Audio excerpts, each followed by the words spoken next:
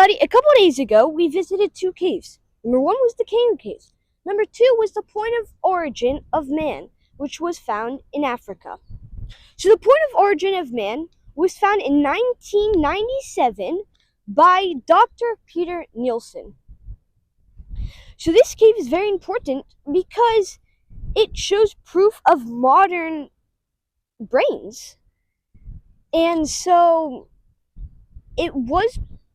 all scientists know that humans originate from Africa. All humans originate from Africa. But what scientists believed was that they didn't become moderately smart till they migrated to Asia and Europe. Because of this cave, that wasn't the case. And here are 3 factors of this. Number 1, heat treatment. So all humans, they all built their tools out of rocks. They built their knives out of rocks, their spheres out of rocks, spears out of rocks. But when those things broke, they would just throw it away. But instead of doing that, one day they decided to put it under fire. And what that did was it made it harder, and so it fixed it and they could use it better. The second factor is actually painting. So 164,000 years ago, there are cave paintings, and it is believed that the humans did paint on their faces. Face paintings. And with what? It's a rock called ochre. So ochre is kind of like a pigment of paint. You can write on walls with it, cave walls. You can write on your face with it. Stick to the end because we do have some funny photos of us with cave painting faces on us. So, the next factor is shellfish. And here's why. Shellfish is believed to have omegas. And scientists believe that omegas, they actually help develop the brain faster than meat does or any other food does.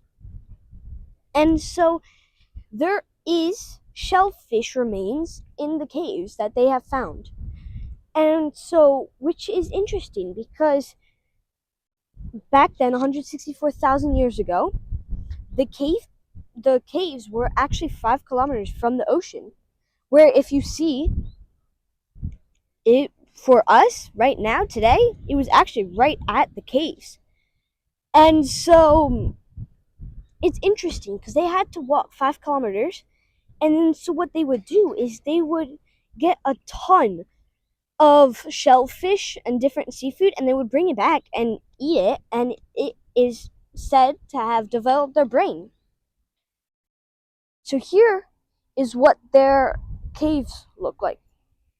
So what they would do after finishing a meal, because they were scared, there were predators that were hunting them, so they didn't want those predators in the caves. So what they would do is put the bones, the smelly stuff that the predators would like, they put at the back of the cave, and then they started the fire at the front of the cave so the predators won't come in.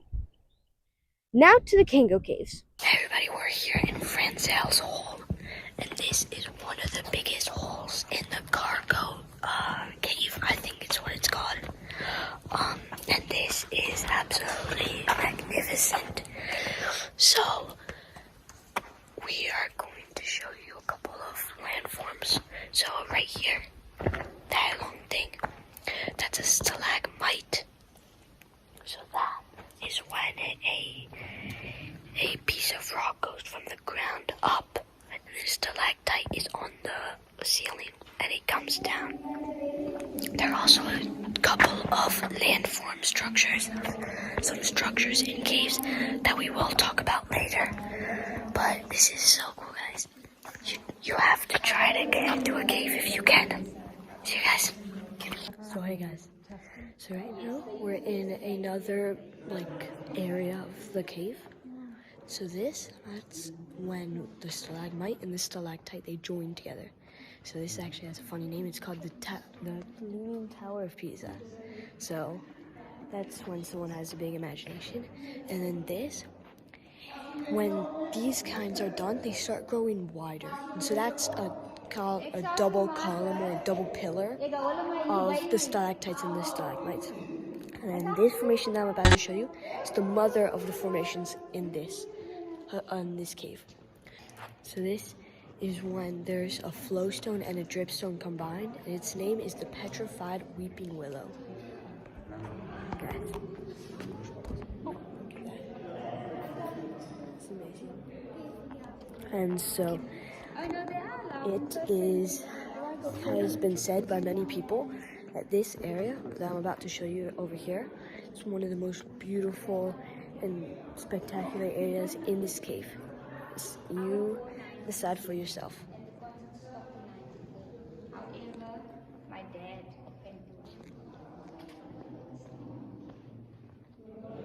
So far from what I've seen, I personally think that that's the coolest thing.